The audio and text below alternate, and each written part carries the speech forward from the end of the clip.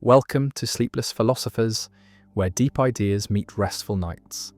If you enjoy these journeys through philosophy, please like and subscribe and turn on notifications for daily uploads. To support the channel, consider leaving a super thanks. Any amount helps us continue creating content. You can also become a member to request video topics. We're not monetized, so your support truly makes the difference. Now let the philosophy begin. Fichte's paradox of knowability. There is an appealing idea in philosophy, a principle that seems to capture something important about truth and knowledge, and this is the knowability principle, which states that all truths are knowable, that for any true proposition there is at least a possible situation in which someone knows that proposition, and this principle seems modest, even Platonic in spirit, suggesting that truth and knowledge are intimately connected, that reality is not fundamentally hidden or inaccessible, that the universe is intelligible in principle, even if not all truths are actually known by anyone at any given time. The principle distinguishes between what is known and what is knowable, acknowledging that many truths remain unknown, perhaps because no one has investigated them, or because the evidence is lost, or because the relevant questions have not yet been asked, but insisting that these unknown truths could be known, that there is no barrier in principle preventing them from being discovered.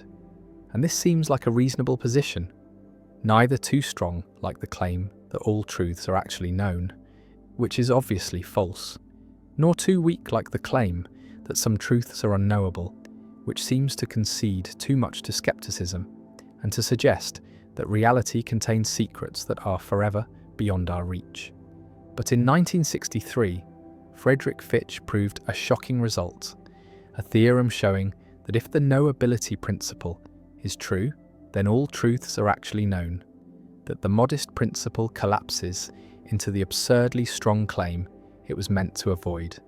And this result, known as Fichte's paradox or the knowability paradox, has profound implications for epistemology, the philosophy of language, and debates about realism and anti-realism, and it forces philosophers to choose between giving up the knowability principle, accepting the absurd conclusion that all truths are known, or finding some way to reformulate the principle to avoid the paradox. The proof is elegant and surprisingly simple. Proceeding by reductio ad absurdum, suppose there is a truth that is unknown, call it P, and suppose also that no one knows that P is an unknown truth. That is, no one knows the conjunction P, and P is not known. And now apply the knowability principle, which says that this conjunction, being true, must be knowable, must be such that someone could know it. But here a contradiction emerges, because to know a conjunction, one must know both conjuncts. So to know P and P is not known, one must know P and also know that P is not known. But if one knows P, then P is known, which contradicts the second conjunct that P is not known, and so the conjunction P and P is not known cannot be known. It is an unknowable truth, and this contradicts the knowability principle, and therefore the assumption that there is an unknown truth must be false, and so all truths must be known. The paradox depends on the assumption that knowledge distributes over conjunction, that if you know P and Q, then you know P and you know Q, which seems uncontroversial, and on the assumption that knowledge is factive, that if you know P, then P is true, which is a standard requirement in epistemology, and so the paradox cannot be easily dismissed as relying on dubious principles. It seems to follow from our ordinary understanding of knowledge and knowability, and yet the conclusion is unacceptable. The claim that all truths are actually known is empirically false. There are obviously truths about the distant past, about the far reaches of the universe, about the inner workings of consciousness that no one knows. And so something must give, either the knowability principle or the reasoning that derives the paradox from it. One response is to reject the knowability principle, to accept that there are unknowable truths, truths that could never be known by anyone under any circumstances. And this is the position of semantic realists who argue that truth is independent of our capacity to recognize it, that reality outstrips our epistemic abilities, that the world contains facts that are forever beyond our ken. And for realists, the knowability paradox is not a disaster, but a vindication, a proof that the anti-realist commitment to knowability is untenable, that we must accept a more robust conception of truth as radically independent of knowledge. Another response, favoured by anti-realists and verificationists, is to reformulate the knowability principle to avoid the paradox while preserving the intuition that truth and knowability are connected, and various reformulations have been proposed. Some restrict knowability to propositions that do not involve knowledge ascriptions. Avoiding the problematic, self-referential structure of P and P is not known. Others distinguish between individual and collective knowability, arguing that all truths are knowable by the epistemic community as a whole, even if not by any single individual, and still others embrace a temporal or modal reformulation, claiming that all truths could have been known at some time or in some possible world, rather than claiming that all truths are actually knowable in all circumstances. Some philosophers argue that the paradox reveals a tension in the concept of knowability itself, that knowability is not a simple modal notion, but involves complex interactions between truth, knowledge, and the conditions under which knowledge is possible, and that our intuitions about these interactions are unreliable, pulled in different directions by competing commitments, and so the paradox exposes an instability in our conceptual scheme, rather than refuting any particular philosophical position. The paradox also connects to debates about the nature of propositions and the objects of knowledge. Because the problematic conjunction P and P is not known seems strange, it is a proposition about itself in a way, a proposition whose truth depends on whether it is known, and this self-referential or quasi-self-referential structure is reminiscent of the liar paradox and other semantic paradoxes, and some responses to Fitch's paradox draw on strategies developed for dealing with those paradoxes, such as hierarchies of languages, restrictions on self-reference, or non-classical logics that reject certain principles like the law of excluded middle. The paradox has implications for constructivism in mathematics and logic, because constructivists typically endorse some version of the knowability principle, identifying truth with provability or constructibility, and Fitch's paradox threatens this identification, suggesting that even constructivists must either accept that all mathematical truths are already proved, which is absurd, or abandon the simple identification of truth with provability and develop a more nuanced account of the relationship between the two.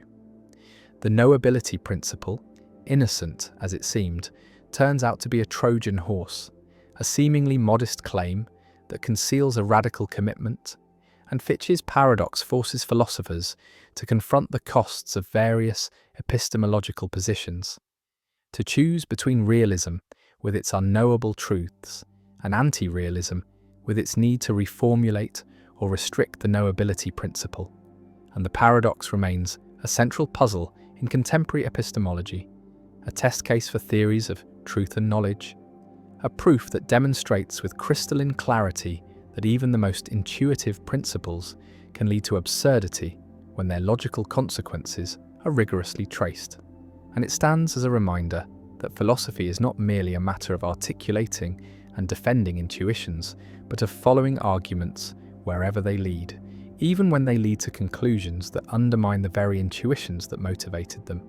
And the unknown truth, the proposition that is true but not known, sits at the center of the paradox, both knowable and unknowable, possible and impossible, a conceptual anomaly that refuses to be tamed by logic or softened by reformulation.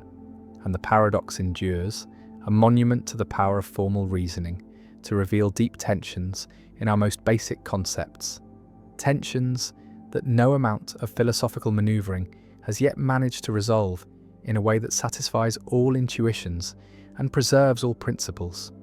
And so the debate continues, philosophers proposing new solutions, new restrictions, new interpretations, and the paradox persists, waiting to trap the unwary, to challenge the confident, to remind us that even truth and knowledge, the twin pillars of epistemology, are stranger and more problematic than they first appear.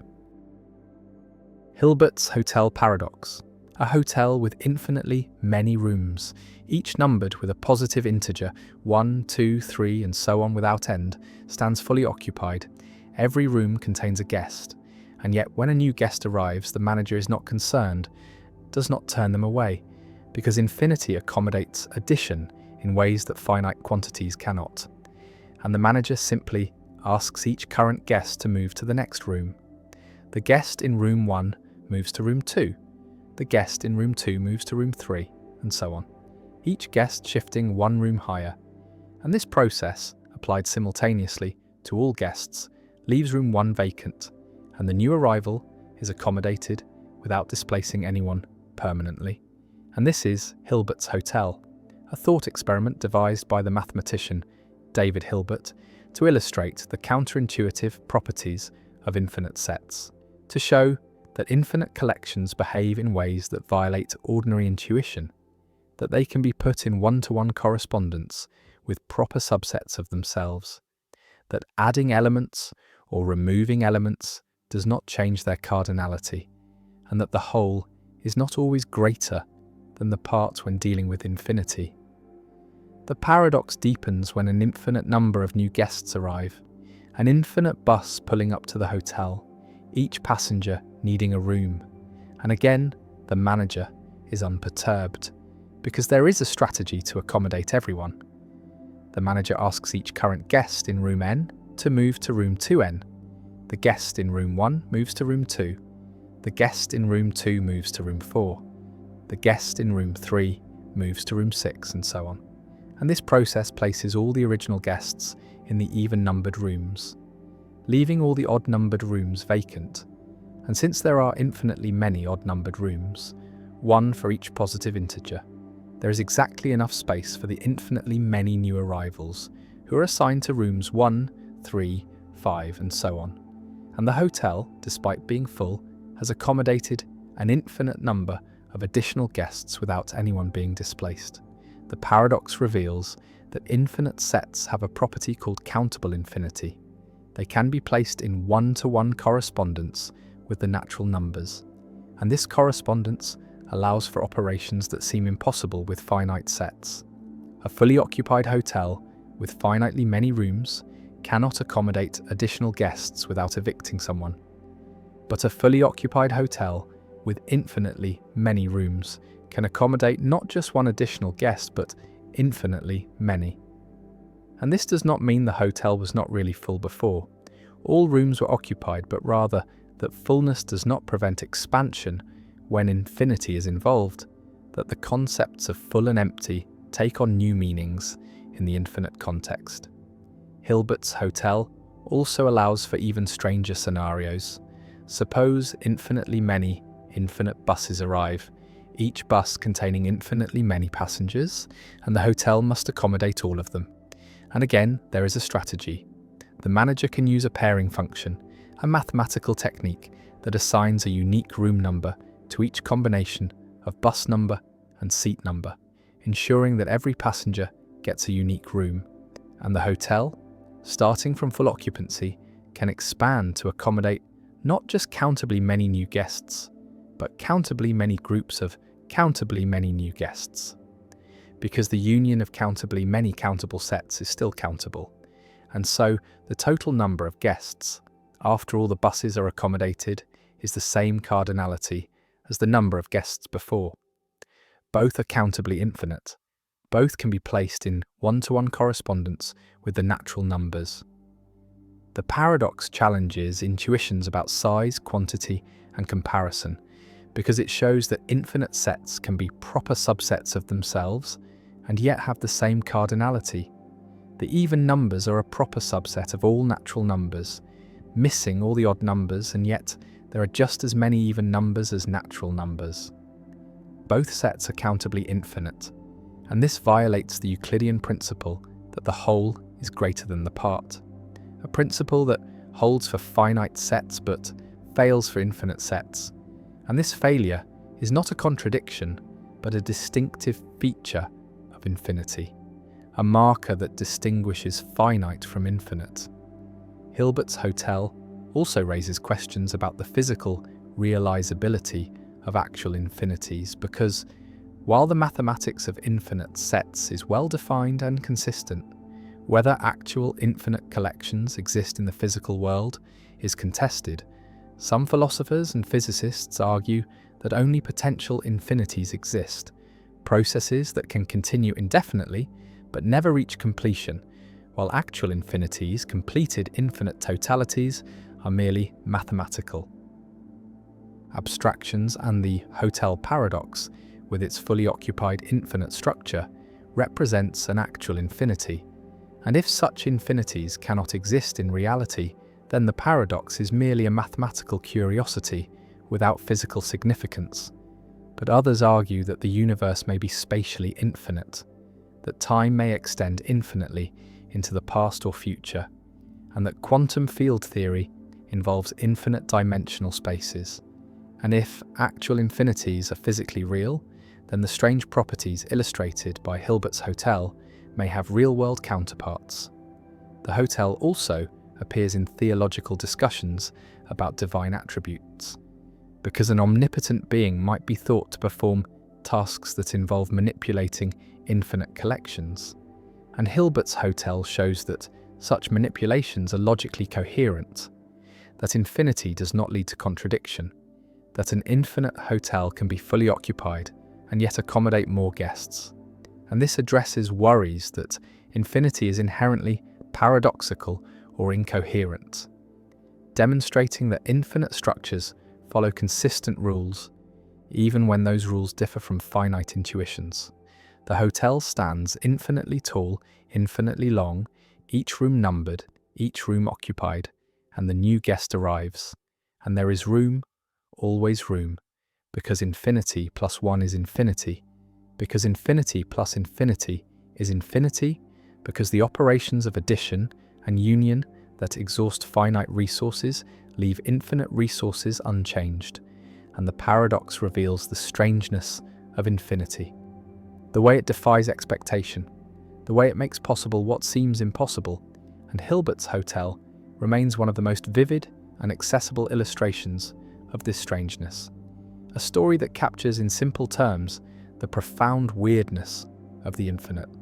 And mathematicians use it to teach, to explain cardinality, to distinguish countable from uncountable infinities, to motivate Cantor's diagonal argument and the hierarchy of infinities.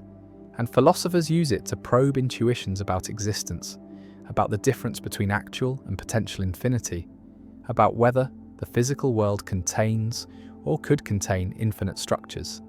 And the hotel endures, a fictional place that illuminates real mathematics, a thought experiment that has become a permanent fixture in discussions of infinity, a paradox that is not a contradiction, but a revelation, a demonstration that infinity is not merely a large finite number, not merely an extension of ordinary quantity, but something qualitatively different, something that requires new concepts, new intuitions, and new ways of thinking about size, about number, about what it means for something to be more or less equal or unequal, full or empty. And the guests check in, infinitely many guests, and there is always room for more. Liebert's experiments. Paradox: why your brain decides before you do. A neuroscientist named Benjamin Libet designs an experiment to investigate the timing of conscious decision-making, to discover when conscious intention arises relative to brain activity and action. And subjects sit before a screen with a moving dot like a clock hand, and they are instructed to flex their wrist whenever they feel like it, spontaneously, without planning in advance. And while they watch the screen, they note the position of the dot when they first become aware of the intention to move, when they first consciously decide to flex. And meanwhile, electrodes measure brain activity, specifically measure the readiness potential. a build-up of neural activity that precedes voluntary movements. And Leibert's finding is striking and controversial. The readiness potential begins several hundred milliseconds before the subject reports conscious awareness of the intention to move. The brain activity precedes conscious intention by about 300 to 500 milliseconds. And this seems to show that the brain decides to move before consciousness decides. That unconscious neural processes initiate the action, and conscious intention is a kind of afterthought, an epiphenomenon, something that arises after the decision has already been made at the unconscious level. And this finding appears to challenge free will, appears to show that conscious decisions do not cause actions but merely accompany them or follow them. And this is Libet's experiment's paradox, the discovery that our conscious intentions come too late to cause our actions, come after the brain has already committed to acting. And this creates philosophical puzzles about the nature of volition, about whether we truly initiate our actions or merely become aware of them after unconscious processes have already set them in motion. Imagine the subject in Libet's experiment, watching the dot move around the screen, waiting for the urge to flex their wrist. And suddenly they feel the intention. They become aware of wanting to move. They experience the conscious decision, and they note the position of the dot. And a moment later, their wrist flexes. And this sequence feels like the intention caused the movement, feels like they decided consciously and then acted.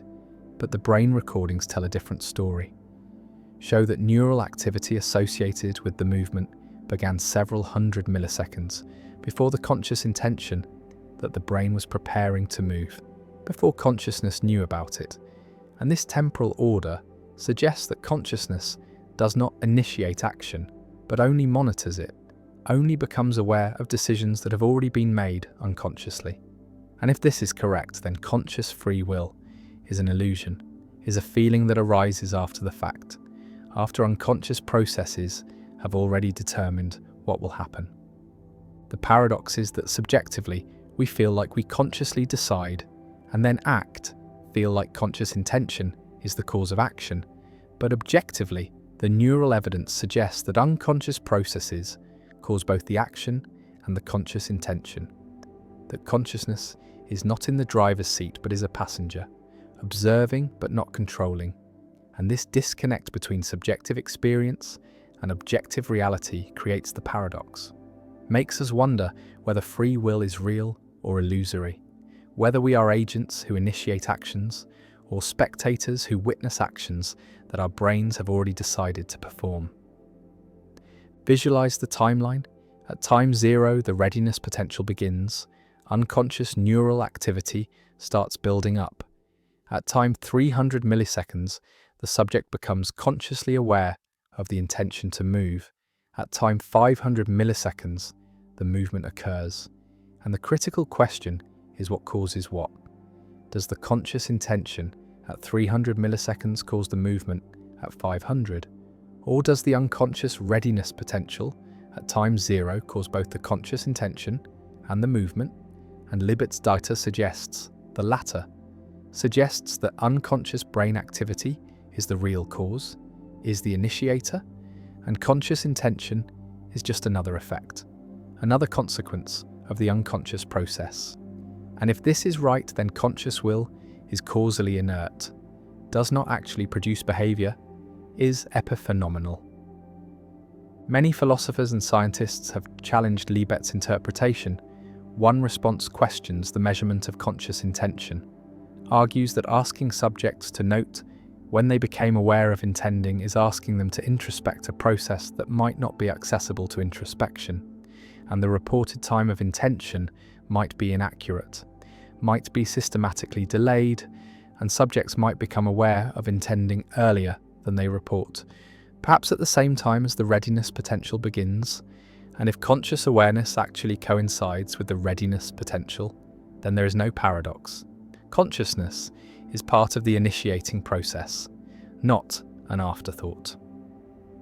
Another response distinguishes between different kinds of decisions, argues that Libet's experiments involve arbitrary decisions, spontaneous movements without specific goals or reasons, And these are not typical of the kinds of decisions we care about when discussing free will. And meaningful choices, choices based on deliberation and reasons, might involve different neural processes, might involve consciousness more centrally.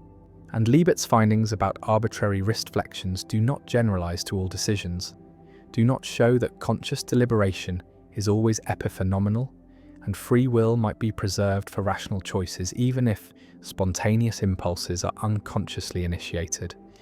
A third response questions the interpretation of the readiness potential, argues that early neural activity does not necessarily represent a decision or commitment to act, but might represent preparation, might be part of the process of forming an intention rather than being the cause of intention, and consciousness might be involved throughout this process.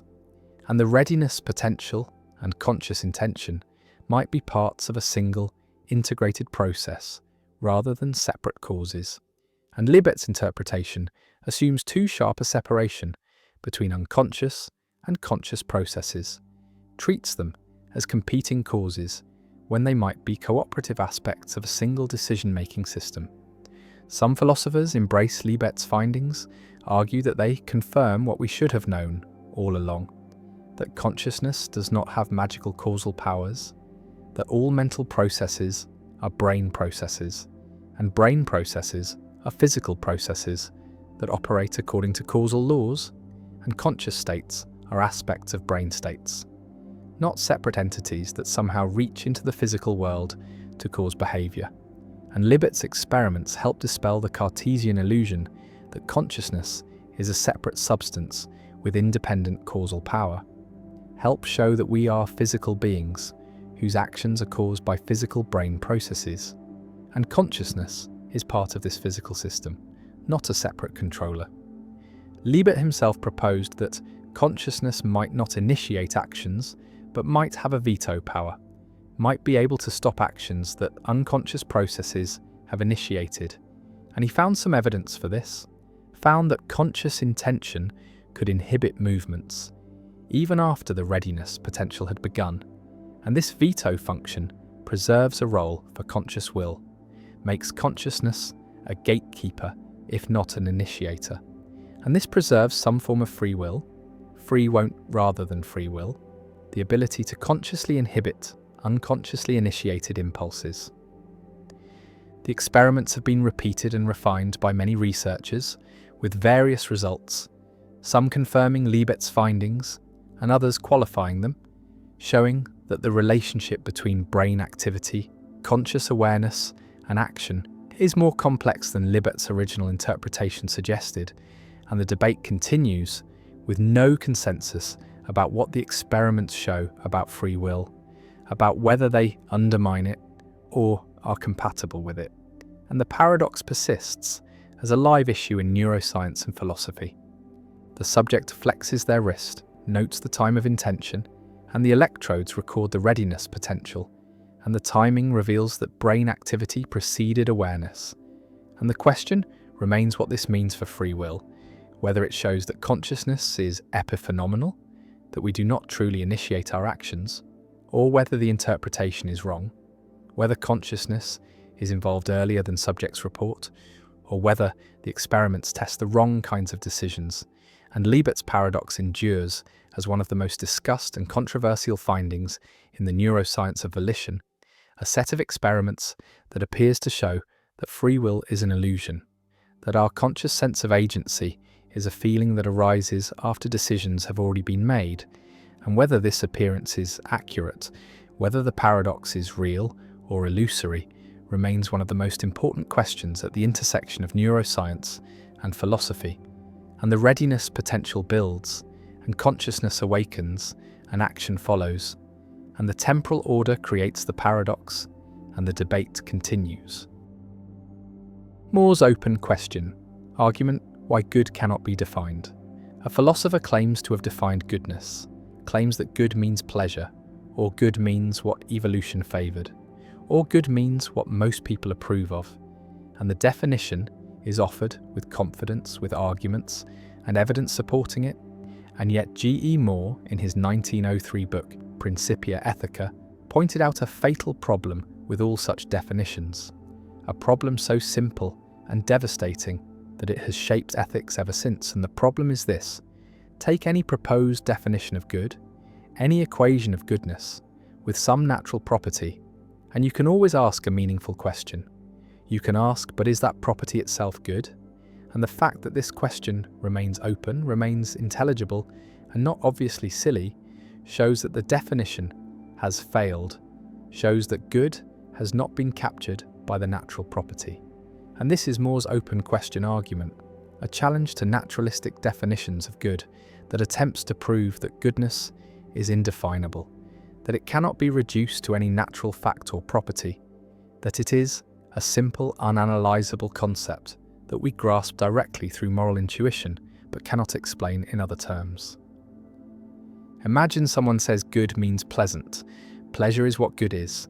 And now More asks the open question, but is pleasure good? And this question makes sense, is not absurd, is not like asking whether bachelors are unmarried men, where the question is trivially answered by the definition. And the fact that we can meaningfully ask whether pleasure is good shows that good does not mean the same thing as pleasant. Otherwise, the question would be equivalent to asking whether pleasant things are pleasant, which is a meaningless tautology. And since the question is not meaningless, since we can intelligently disagree about whether pleasure is good, the definition must be wrong, must have failed to capture what goodness really is. The same argument applies to any naturalistic definition. If someone says good means evolutionarily advantageous, we can ask, but is what evolution favoured good? And this is an open question. Many people would say no, that evolution produces traits that help survival and reproduction, but not necessarily traits that are morally good, that rape and infanticide might be evolutionarily advantageous in some contexts, but are not good, and so the definition fails. Or if someone says good means desired by most people, we can ask, but is what most people desire good? And again, this is open. We can imagine societies where most people desire things that are actually bad, where popular opinion is mistaken, and so the definition fails again. More concluded that good is indefinable, not because we do not know what it is, but because it is a simple, primitive concept, like yellow or existence, something that cannot be broken down into simpler parts or explained in other terms, but must be grasped directly. And we know good through moral intuition, through a kind of perception that is not sensory but intellectual. And different people's intuitions might disagree, but that does not mean goodness is subjective. It might mean that some people perceive moral reality more clearly than others, just as some people have better colour vision, and More's position is a form of non-naturalism, the view that moral properties are real but not natural, not part of the physical world studied by science, but a distinct realm of normative facts that exist objectively.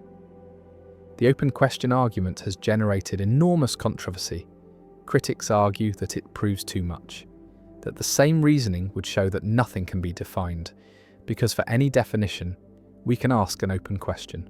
If water is H2O, we can ask, but is H2O water? And before we learned the chemistry, this question was open. People could meaningfully disagree, and yet we now accept that water is H2O as a correct identity. Not a definition of meaning, but an empirical discovery about what water turns out to be. And perhaps good is like this.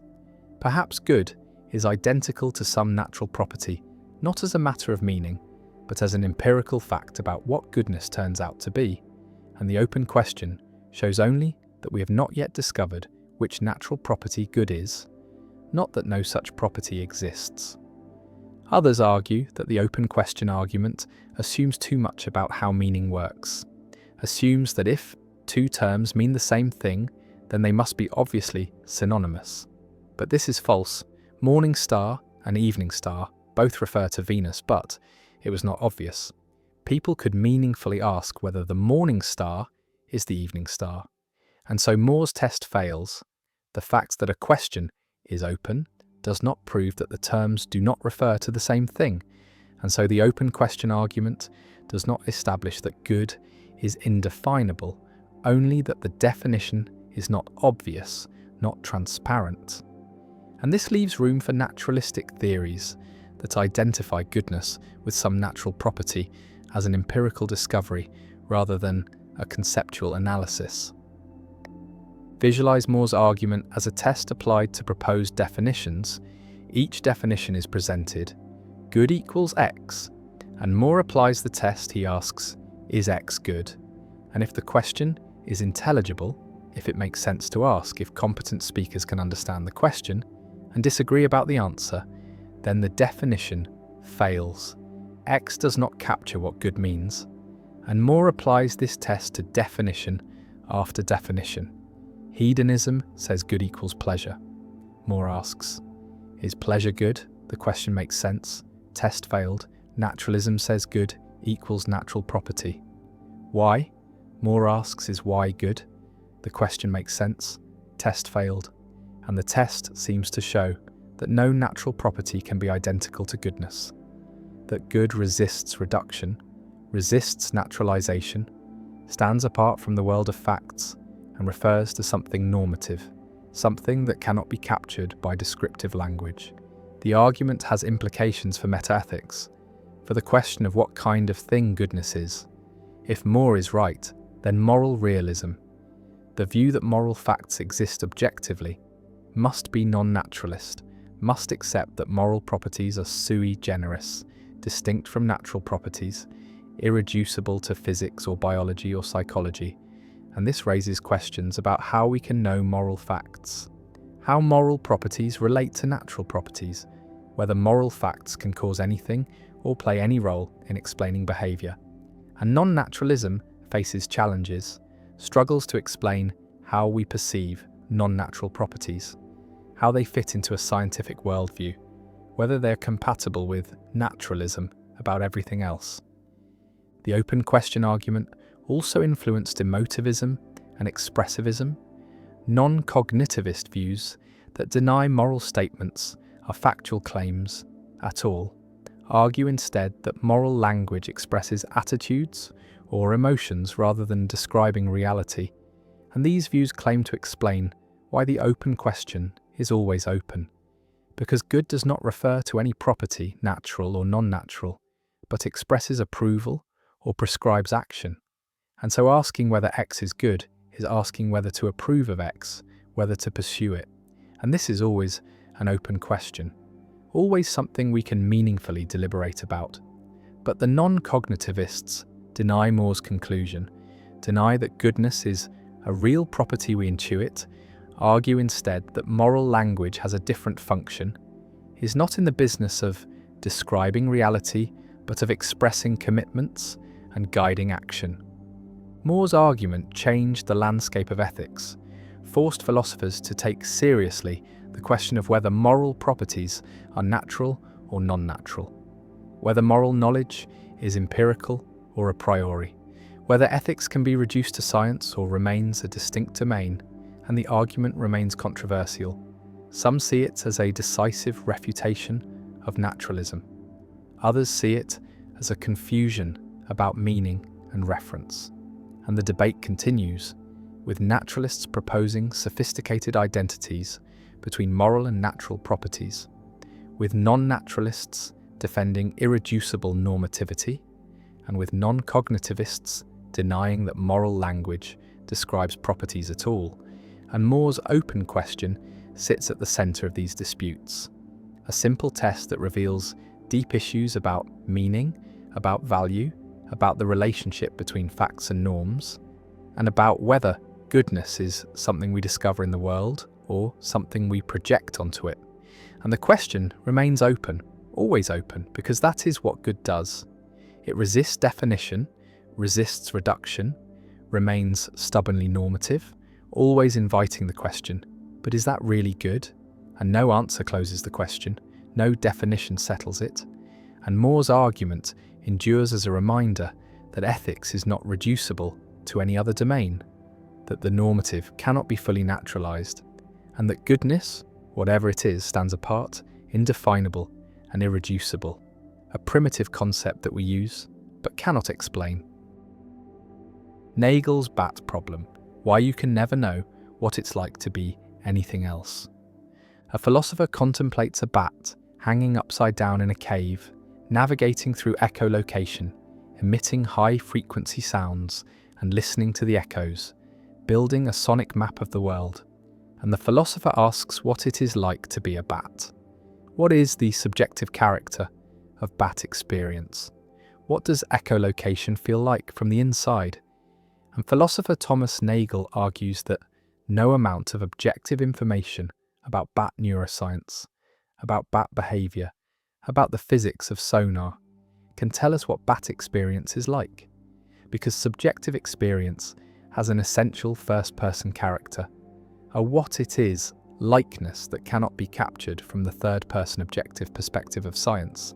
And the gap between objective description and subjective experience is unbridgeable. And this means that consciousness, at least in its subjective aspect, resists scientific explanation, resists reduction to physical terms. And this is Nagel's bat problem, presented in his famous 1974 paper, What Is It Like to Be a Bat? And the problem illustrates the explanatory gap between physical facts and phenomenal facts, shows that subjective experience involves something that objective science cannot capture, and challenges physicalist theories of mind to explain how subjective character could be accommodated within a purely physical framework. Imagine trying to know what echolocation is like, trying to understand bat experience from the inside, and you learn all the objective facts. Learn about the bat's auditory system, about how it processes echoes, about which brain regions are involved. And this knowledge is real, is valuable, tells you how echolocation works, but it does not tell you what it feels like, does not give you access to the bat's subjective experience, to the phenomenology of navigating by sound. And Nagel's point is that this gap is not due to practical limitations, not due to insufficient technology or incomplete knowledge, but is a fundamental gap between objective and subjective perspectives, between what can be known from outside and what can only be known from inside. And no amount of objective knowledge can bridge this gap, can provide access to subjective experience. The bat problem generalizes beyond bats to any creature with a different sensory modality, a different nervous system, a different form of consciousness. And Nagel uses bats because they are mammals, are relatively similar to humans, yet have a sensory mode, echolocation, that humans lack. And this combination makes the example vivid, makes the gap between human and bat experience clear. And if we cannot know what it is like to be a bat, then we certainly cannot know what it is like to be a fish, an insect, an octopus, creatures whose nervous systems and sensory worlds are even more alien. And this suggests that consciousness, in its subjective aspect, is fundamentally private, is accessible only to the being who has it, and different kinds of consciousness are mutually inaccessible, cannot be fully understood from outside. Visualize the subjective character of experience as the view from inside, the first-person perspective, the what it is likeness. And this perspective is essential to consciousness, is what makes consciousness consciousness rather than merely information processing. And Nagel argues that physicalism, the view that everything is physical, must either deny that subjective character exists, which seems false because we all know from our own case that consciousness has a subjective character, or must explain how subjective character could be physical, how objective physical facts could constitute subjective, first-person experiences. And this explanation is what physicalism has not provided, what the bat problem challenges physicalism to provide. One response to the bat problem accepts the explanatory gap, but denies that it shows anything metaphysical, argues that the gap is merely epistemological, is about the limits of what we can know rather than about the nature of reality, and consciousness might be physical, even though we cannot fully understand it from the objective third-person perspective. And just as we cannot know what it is like to be a bat, we also cannot know what it is like to be another human, cannot fully access their subjective experiences. and yet we do not conclude that human consciousness is non-physical. And so the bat problem shows limits of knowledge, but not limits of physicalism, shows that subjective experience has aspects that resist objective description, but not that these aspects are non-physical. Another response argues that future science might bridge the gap, might develop ways of understanding subjective character objectively, might create theories that capture phenomenology in physical terms, and our current inability to imagine how this could be done does not prove that it cannot be done. And Nagel's argument trades on current ignorance, assumes that the gap is permanent when it might be merely temporary, and this response is optimistic about the prospects for physicalist explanations of consciousness, believes that the hard problem and the bat problem will eventually be solved by scientific progress. A third response from Nagel's position argues that the bat problem reveals something deep about the structure of reality, that consciousness has an irreducibly subjective aspect, an aspect that cannot be captured by objective physical description. And this does not mean consciousness is non-physical in the sense of being immaterial or supernatural, but it means that physicalism, as traditionally conceived, is incomplete, misses something essential about consciousness, and a complete theory of reality must include both objective physical facts and subjective phenomenal facts. And these two kinds of facts cannot be reduced to each other. And this position is sometimes called naturalistic dualism, accepts that consciousness is natural, is part of the natural world, but denies that it is reducible to physics. The bat problem also has implications for artificial intelligence, for whether machines could be conscious, because if we cannot know what it is like to be a bat, then we also cannot know what it is like to be a computer, cannot know whether AI systems have subjective experiences, and the bat problem suggests that behavioral evidence is insufficient, that even if a machine passes every behavioral test, exhibits intelligence, responds appropriately to stimuli, we still cannot know whether there is something it is like to be that machine, whether there is subjective experience behind the behavior, and this creates a permanent epistemic barrier, a limit on what we can know about machine consciousness. The bat hangs in the cave, emitting sounds, perceiving the world through echoes, and its experience is alien, is inaccessible to human understanding. And Nagel's question remains, what is it like? And the answer is we do not know, cannot know, because knowing requires access to the subjective perspective, requires being the bat or having the bat's sensory and cognitive capacities, and neither is possible. And so bat consciousness remains a mystery, remains forever beyond human comprehension. And this mystery is not unique to bats but applies to all consciousness, to the fundamental subjectivity of experience, to the what it is likeness that defines phenomenal consciousness. And Nagel's bat problem endures as one of the most influential thought experiments in philosophy of mind, a vivid illustration of the explanatory gap, a challenge to physicalist theories, and a reminder that consciousness, in its subjective aspect, resists objective description, resists scientific reduction, and remains one of the deepest puzzles about the nature of mind and reality. And the bat flies through the cave, navigating by sound, living its bat life, having its bat experiences, and what those experiences are like remains unknown, remains unknowable. And the problem persists, the gap between objective knowledge and subjective experience, the difference between knowing about consciousness and knowing consciousness from the inside. And Nagel's question echoes, what is it like to be a bat?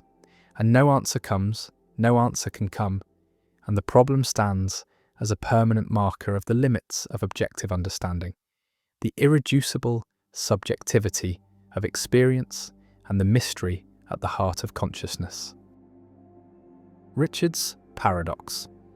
In 1905, the French mathematician Jules Richard discovered a paradox that strikes at the heart of how language and mathematics interact, revealing that certain kinds of definitions can generate contradictions no matter how carefully they're constructed. Consider the set of all real numbers that can be defined in a finite number of words, using the English language. And this set seems reasonable at first because most numbers we ever think about can be described in some way. Pi is the ratio of a circle's circumference to its diameter. The square root of 2 is the length of the diagonal of a unit square, and so on. Since there are only finitely many words in the English language and only finitely many ways to arrange them into sentences of any given length, there can only be countably many such descriptions, which means there are only countably many real numbers that can be defined in this way. Yet the real numbers are uncountable, as Georg Cantor proved, which means there must exist real numbers that cannot be defined in any finite number of English words. Numbers that are forever beyond the reach of language, numbers that exist but cannot be named or described or pointed to in any way. Now comes the paradox. Consider the real number defined as follows.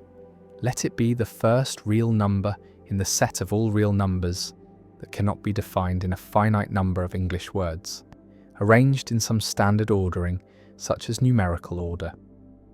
This definition appears to successfully define a specific real number, and the definition itself uses only a finite number of English words, which means the number it defines belongs to the set of numbers that can be defined in a finite number of words, but the definition explicitly states that the number belongs to the set of numbers that cannot be defined in a finite number of words, and so the contradiction emerges, sharp and unavoidable. If the number can be defined, then it does not belong to the set of undefinable numbers, but the definition picks it out precisely as a member of that set. And if it cannot be defined, then the definition fails to refer to anything at all, and yet the definition seems perfectly coherent, grammatically correct, and mathematically precise.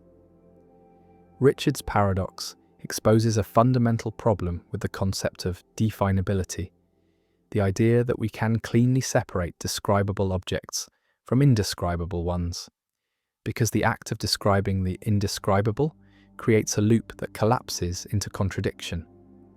Some logicians argue that the phrase cannot be defined in a finite number of words is itself vague or improperly formalized, that it mixes informal natural language with formal mathematical concepts in a way that generates confusion, and that a more rigorous treatment would prevent the paradox from arising.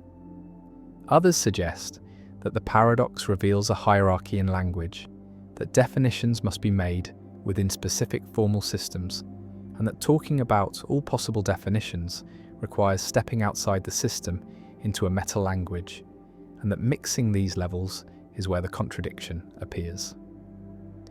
Alfred Tarski developed this idea into a full theory of truth and definability, showing that no language can fully express its own semantic concepts without risking paradox, that truth and definability must always be relativized to a particular formal system, and that higher order languages are needed to talk about lower order ones. Richard's paradox also influenced the development of computability theory, because the question of whether a number can be defined in a finite number of words is closely related to whether it can be computed by a finite algorithm, and paradoxes like Richard's helped clarify the distinction between computable and non-computable reals. The paradox remains a haunting reminder that language, even mathematical language, has limits, that not everything that exists can be captured in words, and that the boundary between the describable and the indescribable is not as stable as it first appears. Skolem's paradox. Set theory describes infinite sets of different sizes, and Georg Cantor proved that the real numbers are uncountably infinite, that they cannot be placed in one-to-one correspondence with the natural numbers, that there are more real numbers than natural numbers, and this is one of the foundational results of modern mathematics, a theorem that establishes a hierarchy of infinities. But Thoralf Skolem discovered a paradox, or what appears to be a paradox, that threatens this result. And the paradox is that any consistent first-order theory that has an infinite model also has a countable model, a model where the domain consists of only countably many elements. And this is the Löwenheim-Skolem theorem, and applying it to set theory yields a troubling conclusion. If set theory is consistent, then it has a countable model, a model where the universe of sets is countably infinite. And yet within this model, the axioms of set theory are satisfied, including Cantor's theorem, which proves that the real numbers are uncountable. And so we have a countable model of set theory in which there exists an uncountable set. And this seems contradictory. How can a set be uncountable if the entire universe is countable? How can there be more real numbers than natural numbers if the whole model has only countably many elements? And this is Skolem's paradox.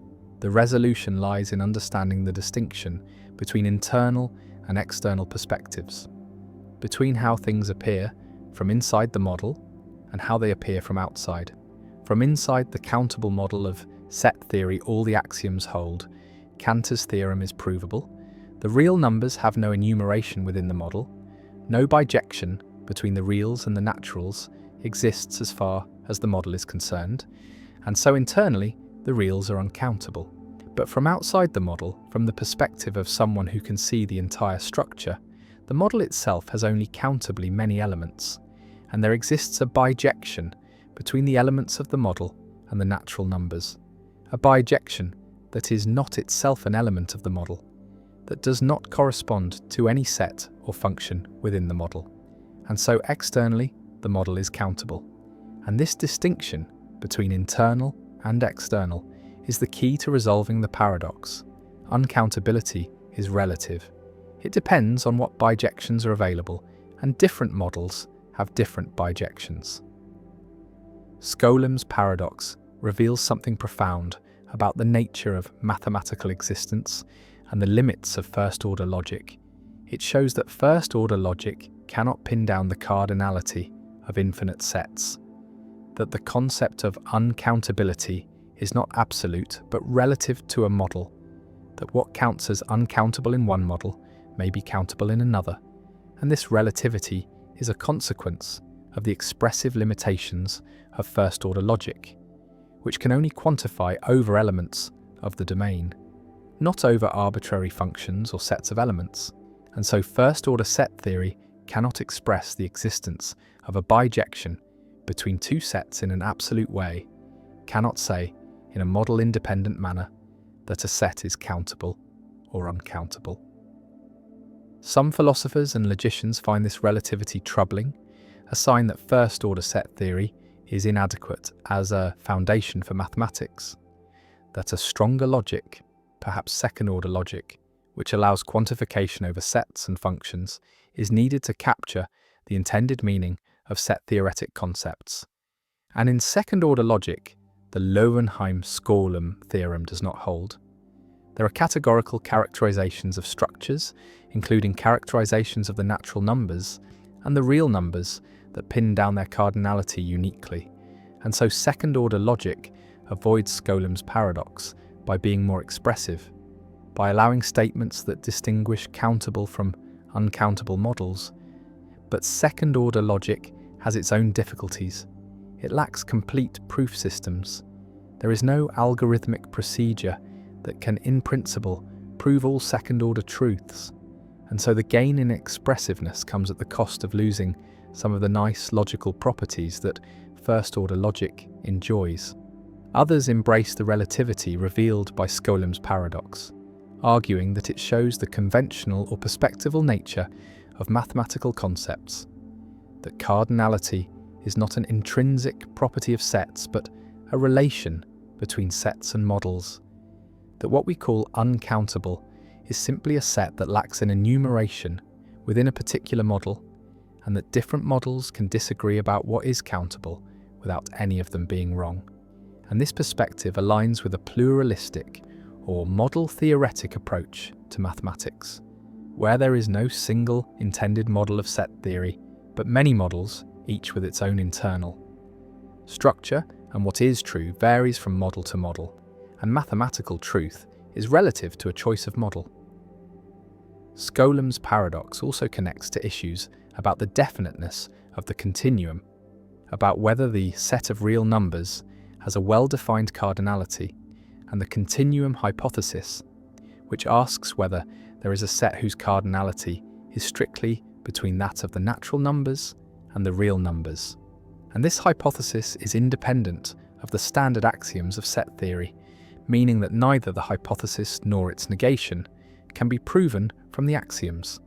And some mathematicians interpret this independence as evidence that the cardinality of the continuum is not a definite matter of fact, but depends on additional assumptions or on the choice of model.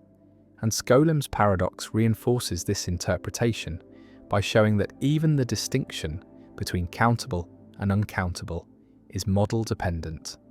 The paradox remains a touchstone in the philosophy of mathematics and the foundations of logic. It illustrates the limits of first-order logic, the relativity of model theoretic notions, and the gap between formal systems and intended interpretations. And it forces careful thinking about what it means to say that a set is countable or uncountable, about whether mathematical concepts have absolute meanings or are always relative to a framework, and about the relationship between syntactic provability and semantic truth. And the paradox has no simple resolution. Different philosophers and mathematicians draw different lessons, some seeing it as a defect of first-order logic, others as a feature revealing deep truths about the nature of infinity and cardinality. And the debate continues, with implications for how we understand the foundations of mathematics, the status of set theory, and the nature of mathematical truth.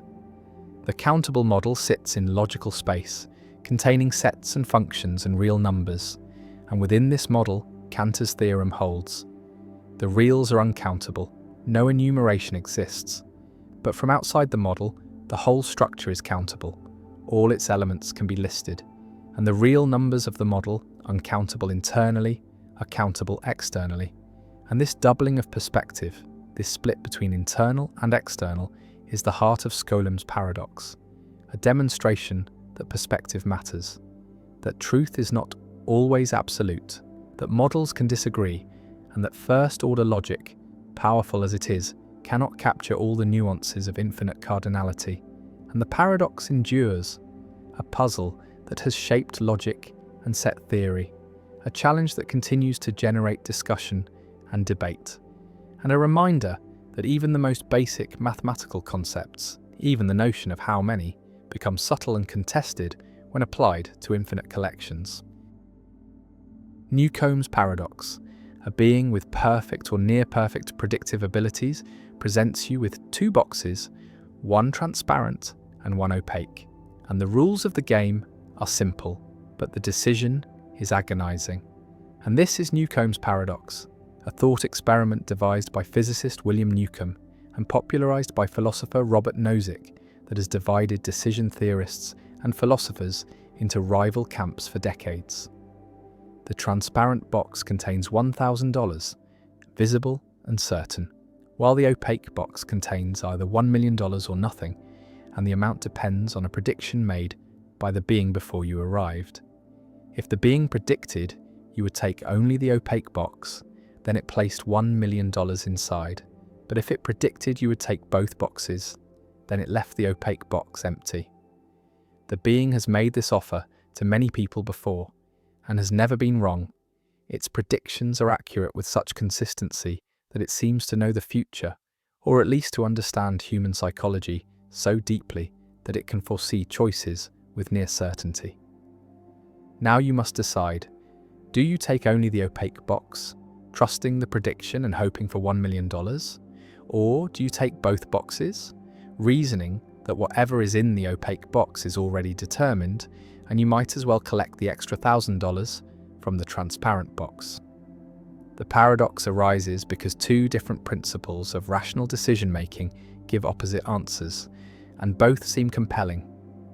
The expected utility calculation favors taking only the opaque box, because if the being is almost always right, then taking only the opaque box gives you a high probability of receiving $1 million, while taking both boxes gives you a high probability of receiving only $1,000, and so the one-box strategy maximizes expected value. But the dominance principle suggests taking both boxes, because at the moment you make your choice, the contents of the boxes are already fixed.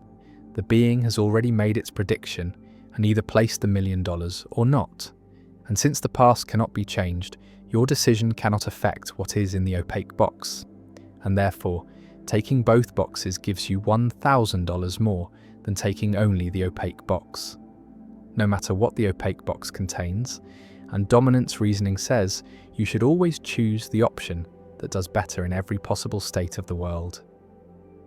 The paradox forces a choice between two deeply held intuitions about rationality: the idea that rational agents should maximize expected utility, and the idea that rational agents should not leave money on the table when doing so cannot possibly make things worse. Philosophers and decision theorists remain divided. Some are one-boxers who argue that the being's predictive accuracy makes the dominance reasoning irrelevant, that the correlation between your choice and the contents of the box is so strong that you should act as if your decision causally affects the prediction, even though temporally it does not. While others are two-boxers who insist that causal reasoning demands taking both boxes, that the prediction is already made and your choice now cannot retroactively change it, and that one-boxers are falling prey to magical thinking, confusing correlation with causation. The paradox also touches on issues of free will and determinism, because if the being can predict your choice with perfect accuracy, then in what sense is the choice free? And if the choice is not free, then what does it mean to deliberate about it? And if determinism is true, does that undermine the concept of rational decision-making altogether? Newcomb's paradox has inspired the development of new decision theories, including causal decision theory, which endorses two-boxing, and evidential decision theory, which endorses one-boxing, as well as more exotic approaches like timeless decision theory and functional decision theory, which attempt to handle cases where agents can predict or simulate each other. The paradox remains unresolved, a strange meeting point of probability, causation, choice, and prediction, a puzzle that reveals how little we understand about what it means to decide, and whether the principles we use to navigate an uncertain world are as solid as we believe, or whether they crumble when pressed against beings who can see through us, who know what we will do before we do it, who turn decision-making into a game where the rules themselves are in question. Synesthesia. Paradox: why numbers have colours and sounds have tastes. A person looks at the number 5 and sees it as blue, not imagines it as blue, not associates it with blue, but actually sees blue, experiences colour as an intrinsic property of the number. And another person hears music and tastes chocolate, hears certain chords, and the taste appears involuntarily, automatically. And these experiences are synesthesia, are cross-modal sensory experiences where stimulation in one modality produces perception in another. And synesthesia is not metaphor, is not learned association, is a genuine perceptual phenomenon experienced by roughly 4% of the population. And the paradox is that synesthetes experience properties that are not physically present, see colours that are not in the stimulus, taste flavours that have no source, and yet these experiences are consistent, are reliable.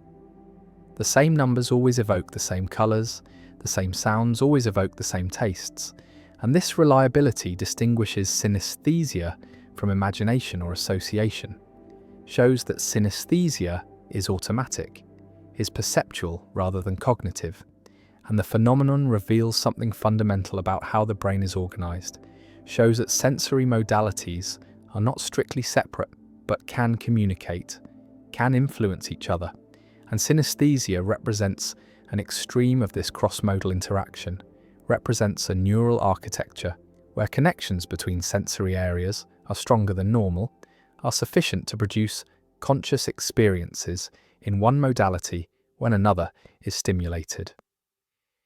Imagine being a grapheme colour synesthete, the most common form where letters and numbers evoke colours, and you read this text and every letter has its own colour. A is red, B is green, C is yellow, and the colours are vivid, are as clear as real colours, are not vague or imagined but are perceptually present. And when you see the letter A, you cannot help but see red. The colour is automatic, is triggered by the visual form of the letter, and this colouring happens for all letters and numbers, creates a richly coloured experience of reading. And while this might sound beautiful, it can also be distracting, can interfere with reading when the printed colours conflict with synesthetic colours, can create confusion. And yet for synesthetes, this is normal, is how the world has always looked. And they're often surprised to learn that others do not experience letters as coloured, that the colours are unique to synesthetes. Synesthesia demonstrates that perception is not modular, is not strictly segregated by sensory modality, and in synesthetes there is cross-activation. There are connections between sensory areas that do not exist or are weaker in non-synesthetes, and these connections allow activity in one area to trigger activity in another. And when grapheme area, the region that processes letter and number shapes, is activated, it also activates colour area, the region that processes colour, and this cross-activation produces the experience of coloured letters. And neuroimaging studies have confirmed this, have shown that when synesthetes see numbers, colour areas of visual cortex are activated, are lit up, and this activation is automatic, is bottom-up, is not produced by conscious thought or imagination, but is triggered by the stimulus itself. Visualize the brain as having sensory areas that are normally separate: visual area, auditory area, taste area, and these areas process their respective inputs and pass information to higher level regions. But in synesthetes there are additional connections. There are pathways between sensory areas that allow direct crosstalk, and these pathways are the neural basis of synesthesia, are what allows stimulation in one modality to produce experiences in another. And the connections are not learned, are not created through experience, but are developmental, are present from early life. And synesthesia is lifelong, is consistent. The same cross-modal experiences occurring throughout the synesthete's life. The synesthesia paradox is that these experiences are perceptual, are as real as any other perception, and yet the properties perceived are not present in the stimulus. The number 5 is not blue, is black on white, and yet the synesthete sees blue. And this challenges theories that say perception is veridical, is accurate, is a representation of physical reality. And synesthesia shows that perception can include properties that are not in the world, that are generated internally, and yet these properties feel external, feel like properties of objects rather than like internal mental states. And this raises questions about the nature of perception, about what it means for perception to be of something, about whether all perception involves some degree of construction, some degree of adding properties that are not in the stimulus. One theory of synesthesia is that everyone is born with extensive cross-modal connections, that infant brains have connections between all sensory areas, and during development, most of these connections are pruned or eliminated, and sensory areas become more segregated. And in synesthetes, some of these early connections are preserved, are not pruned, and this preservation allows the cross-modal experiences to continue into adulthood.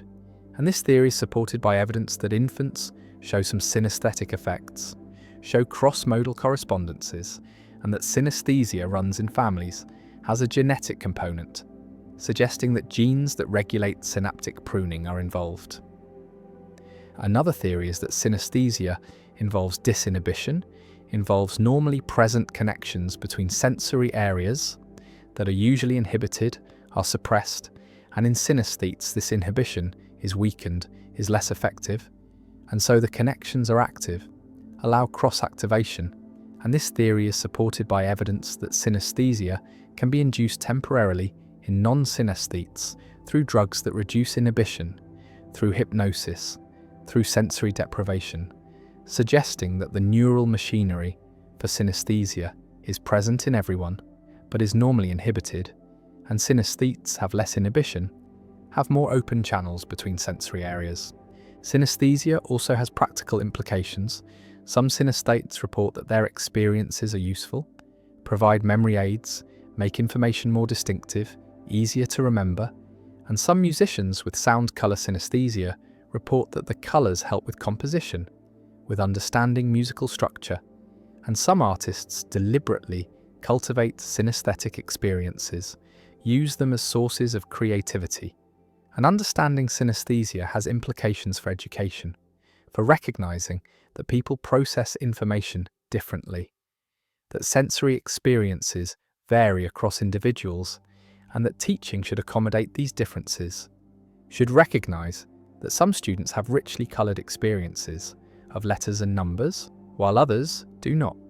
The phenomenon also raises questions about consciousness, about qualia, about the subjective properties of experience, because synesthetes have different qualia than non-synesthetes, have colour experiences that others do not, and this shows that consciousness is not uniform, is not the same across individuals, and qualia vary, and this variation is not just quantitative, is not just more or less of the same experience, but is qualitative, involves entirely different types of experience, and this challenges theories that say consciousness is universal, is the same for everyone, and supports theories that say consciousness is individual, is constructed by each brain in potentially different ways. And synesthesia is one example of this variation, is one way that consciousness can differ. Some philosophers argue that synesthesia shows that perception is not representational, does not represent external properties, because the colours seen by graphema colour synesthetes do not represent anything in the world. The number 5 is not blue, and yet the colour is perceived, and this challenges representational theories of perception, suggests that perceptual experiences are not always representations of external properties but can be internally generated responses. And synesthesia is a case where the response includes properties that are not being represented, and this raises questions about what makes perception representational, whether all aspects of perception are representations or whether some are merely responses are produced by the perceptual system without representing anything external. The number appears black on white, and the synesthete sees blue, vivid and automatic. The colour is as real as the number, is as perceptually present, and yet the colour is not there, is not in the stimulus, is generated by the brain, is a cross-modal activation, and the synesthesia paradox remains. Perception includes non-veridical properties, includes experiences that do not correspond to stimulus properties, and yet these experiences are automatic, are reliable, are as perceptually real as any other, and synesthesia endures as one of the most fascinating phenomena in neuroscience, a demonstration that sensory modalities are not strictly separate, that cross-modal connections exist, that perception can include internally generated properties, and that consciousness varies across individuals, includes experiences that are unique, that are not shared by everyone, and the colours remain overlaid on letters, triggered by sounds, evoked by tastes, and the cross-modal world of synesthetes continues, different from the world non-synesthetes perceive, richer in some ways, more confusing in others, and the phenomenon persists. Quine's Gavagai problem? Why we can never know what anyone really means. An anthropologist arrives in a remote village to study an unknown language, a language no outsider has encountered before. And the anthropologist has no translator, no dictionary, no common linguistic framework, only observations and patience, and the method is radical translation. Learning the language from scratch by observing how natives use words in response to events. And one day, a rabbit runs past and a native points and says Gavagai, and the anthropologist writes in the notebook, Gavagai means rabbit. And this seems reasonable, seems like an obvious inference. The native saw a rabbit and said Gavagai, so Gavagai must refer to rabbits. But philosopher Willard Van Orman Quine points out a problem, a deep problem about meaning and translation. because gavagai might mean rabbit, but it might also mean undetached rabbit part, or rabbit stage, or collection of rabbit molecules, or instance of rabbithood. And all these translations are consistent with the native's behaviour. All would lead the native to say gavagai in exactly the same circumstances, whenever a rabbit is present, and there is no fact of the matter, no objective truth about which translation is correct, no way to determine what gavagai really means. And this indeterminacy is not due to practical limitations, not due to insufficient evidence, but is fundamental, is a consequence of how meaning works. And this is Quine's gavagai problem, also called the problem of indeterminacy of translation, a challenge to the idea that words have determinate meanings, that translation has right answers, and that we can know what others mean when they speak. Imagine trying to distinguish between gavagai means rabbit and gavagai means undetached rabbit part.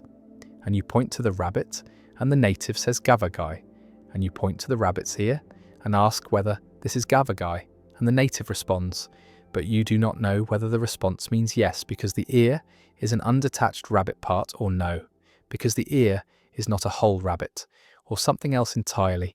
And every test you design, every question you ask, can be interpreted in multiple ways, can be answered consistently by multiple translations, and no amount of observation, no behavioural evidence can definitively settle which translation is correct, because the native's behaviour under all possible circumstances is compatible with multiple interpretations. And Quine argues that this shows meaning is indeterminate, that there is no fact about what gavagai really means, only different translation manuals that work equally well, that map the native's language onto ours in different but equally legitimate ways. The problem generalizes beyond anthropology to all understanding of language, because even when we share a language, even when we both speak English, the gavagai problem applies. We cannot be certain that we mean the same thing by our words, that rabbit means to you what it means to me. We might be using different concepts, carved up differently, but our behavior is similar enough that we never notice the difference. And this raises the disturbing possibility that communication is always partial, always approximate, that we never fully understand each other, that meaning is not something objective that words have, but something we impose through interpretation, and different interpretations can fit the evidence equally well, and there is no transcendent perspective from which to judge which interpretation is correct. Visualize meaning as a relationship between words and world, and Quine's point is that this relationship is underdetermined by behaviour, by the evidence available to translators, because infinitely many relationships are consistent with the same behavioural evidence. Infinitely many ways of mapping words to world produce the same observable patterns, and choosing among these possibilities requires going beyond evidence, requires making decisions that are not forced by facts, and these decisions constitute meaning rather than discovering it. And so meaning is partially conventional, partially stipulated, not fully determined by reality. The gavagai problem challenges referential theories of meaning, theories that say words mean things because they refer to objects in the world, because rabbit refers to rabbits, and water refers to water, and Quine's argument shows that reference is inscrutable, cannot be determined from behaviour alone, because words can be interpreted as referring to different things, different ways of carving up reality, and all interpretations fit the evidence, and so reference is not an objective relation, but is relative to a translation manual, relative to a scheme of interpretation, and different manuals. Different schemes can assign different references to the same words while remaining equally correct. One response to the gavagai problem accepts the indeterminacy, embraces it as a truth about meaning, argues that Quine is right, that there is no fact of the matter about what words mean beyond what is determined by behavioural evidence, and meaning is holistic, depends on the entire network of beliefs and language practices. And translation manuals are theoretical frameworks that organise this evidence. And like all theories, They are underdetermined by data, and multiple theories fit the same data equally well. And choosing among them involves pragmatic considerations, simplicity, utility, coherence, but not truth in any absolute sense. And this response treats meaning as a human construction, something we create through practices rather than something we discover in nature. Another response denies the indeterminacy, argues that Quine's thought experiment is artificial, that in real translation situations additional evidence is available, evidence about intentions, about how speakers correct each other, about the structure of their conceptual schemes. And this additional evidence narrows down the possibilities, rules out bizarre interpretations like undetached rabbit part, and determines that Gavagai means rabbit in the ordinary sense. And while perfect certainty may be impossible, practical determinacy is achievable, and meaning is objective enough for communication to succeed, for translation to have right and wrong answers. And the Gavagai problem is an epistemological worry, a concern about how we know what words mean, but it does not show that words lack determinate meanings, only that discovering those meanings is difficult. A third response appeals to charity, to the principle that we should interpret speakers as making sense, as having coherent beliefs, as speaking truly most of the time. And this principle constrains translation, rules out interpretations that make speakers irrational or massively mistaken. And while charity does not uniquely determine translation, it narrows the range of acceptable interpretations, and combined with simplicity and other pragmatic virtues, it makes translation tractable, makes it possible to arrive at good translations, even if not perfect ones. And this response treats translation as an interpretive practice, guided by norms rather than as a purely empirical investigation, guided only by behaviour. The Gavagai problem also connects to broader philosophical issues about realism and anti-realism, about whether there are objective facts independent of our theories and languages. Because if meaning is indeterminate, then perhaps reality itself is indeterminate. Perhaps there is no fact about whether rabbits or undetached rabbit parts exist, only different ways of organising experience, different conceptual schemes that carve up the world differently. And Quine's ontological relativity, his claim that what objects exist is relative to a language or theory, follows from the Gavagai problem, from the recognition that reference is inscrutable, that we cannot say what exists absolutely, but only what exists relative to a framework. The anthropologist sits with a notebook, the word Gavagai recorded, the translation uncertain, and the native speaks, and the anthropologist interprets, and communication proceeds approximately, pragmatically, successfully enough for practical purposes, and whether Gavagai really means rabbit or something else remains undetermined, remains a question without an answer, and Quine's problem persists, not as a practical obstacle to translation, but as a philosophical challenge to theories of meaning, as a demonstration that meaning is more elusive than we thought, more dependent on interpretation and less determined by facts.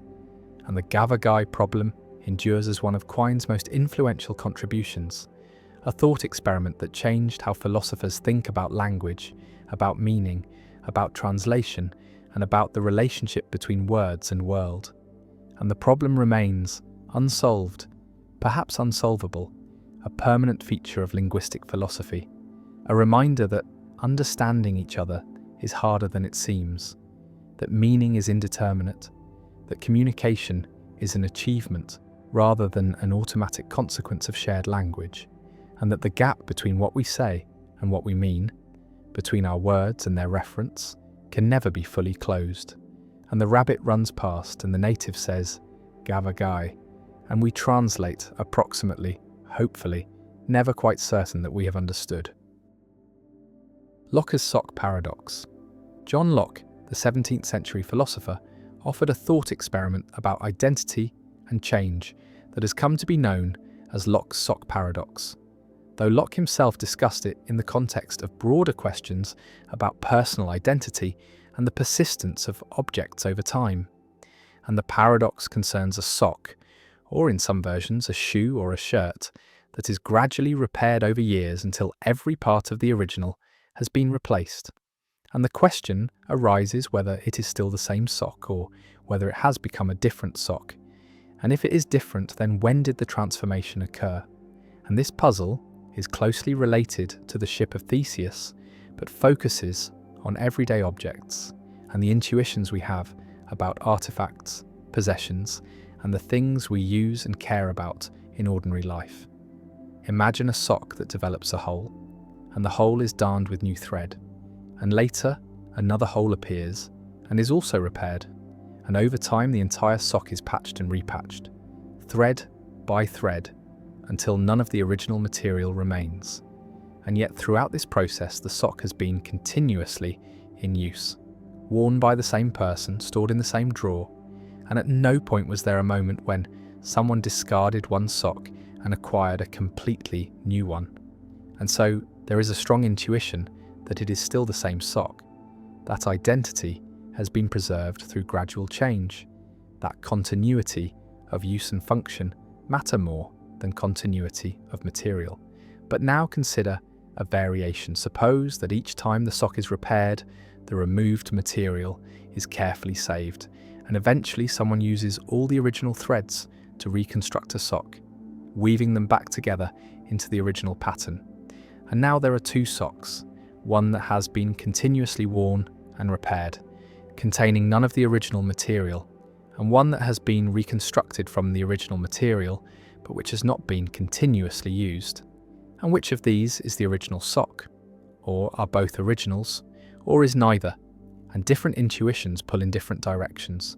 Some say the continuously worn sock is the original because it has never ceased to exist, because there is an unbroken chain of identity linking it to the sock that was first worn years ago, while others say the reconstructed sock is the original because it's made of the original material, because material composition is what individuates objects. And still others say that both have some claim to being the original, or that the question has no determinate answer because identity is vague or conventional. Locke used examples like this to explore the conditions of identity over time, arguing that different kinds of things have different criteria for persistence, that a mass of matter is the same mass if it has the same constituent parts, but an artifact like a sock is the same sock if it has the same functional organization, and a living organism is the same organism if it has continuity of life, and a person is the same person if they have continuity of consciousness and memory. And so identity is not a single uniform relation, but varies depending on what kind of thing is in question. The sock paradox raises questions about artifacts and their relationship to their materials, because unlike natural objects, artifacts are defined partly by their functions and purposes. A sock is not just any piece of fabric, but a piece of fabric designed and shaped to be worn on a foot. And so perhaps what makes a sock the same sock over time is not the persistence of the same material, but the persistence of the same functional structure, the same ability to serve the purpose for which it was made. And if this is right, then the continuously repaired sock remains the original, even after all its material has been replaced, while the reconstructed sock, though made of original material, is a replica rather than the original because it lacks the continuity of function and use. But this view faces difficulties too, because it seems to make identity depend on extrinsic factors, on how the sock is used and perceived, rather than on intrinsic properties. And it raises the question of whether an artifact that is stored away unused for years ceases to be the same artifact, or whether a sock that is repaired and then used for a completely different purpose, say as a hand puppet, remains the same sock or becomes something else. The paradox also connects to questions about personal attachment and sentimental value, because people often care about particular objects, not merely because of their function, but because of their history, because of the associations and memories attached to them. And so a sock that has been worn for decades may have sentimental value that a newly reconstructed sock, even if materially identical, would not have. And this suggests that identity, at least in the context of personal possessions, is partly constituted by historical and relational properties, by the role the object has played in someone's life. And this relational view of identity implies that the continuously worn sock is the original because it has the right kind of historical connection to the person who owns it, while the reconstructed sock is a mere duplicate, physically similar, but lacking the history that gives the original its significance. The sock paradox also raises issues about vagueness and borderline cases because, in practice, the transition from original to replica is not sharp. There is no precise moment when the repaired sock stops being the original and becomes something else. And so perhaps the question of whether it is the same sock admits of no determinate answer. In borderline cases, perhaps identity is vague and the law of excluded middle. The principle that for any proposition, either it or its negation is true, fails for identity statements involving gradual change. The paradox has legal and practical implications as well. In contexts where the identity of an object matters for property rights, warranties, insurance claims, or historical authentication, courts and experts must sometimes decide whether a heavily restored painting or a rebuilt car is the same object as the original or a different object. And these decisions depend on criteria that are often contested, on judgments about how much change an object can undergo while remaining itself.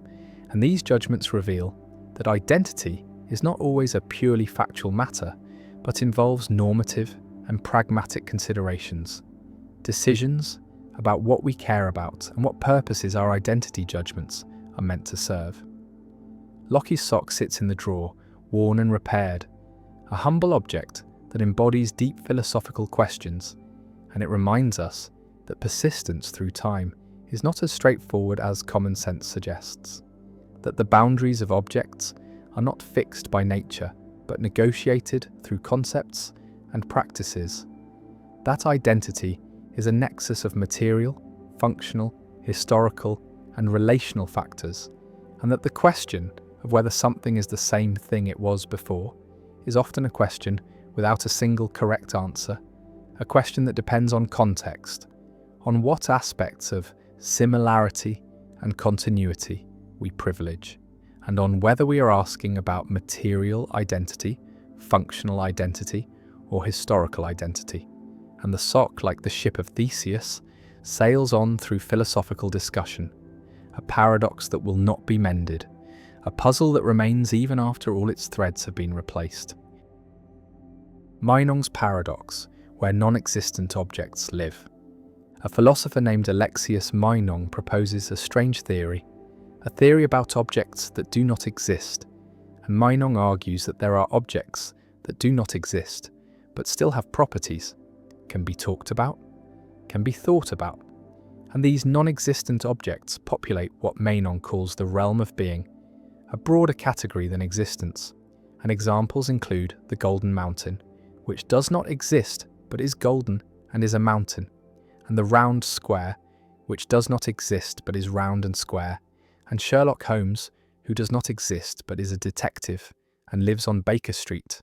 And Meinong's theory says we can make true statements about these non-existent objects, can say truly that the Golden Mountain is golden, even though no Golden Mountain exists, and this creates paradoxes, creates puzzles about the nature of reference and truth.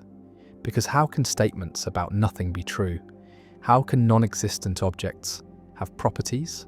How can we refer to what does not exist? And this is Meinong's paradox, the puzzle about non-existent objects, about whether they are real in some sense, whether being is broader than existence, whether there are things that do not exist but still have some kind of reality.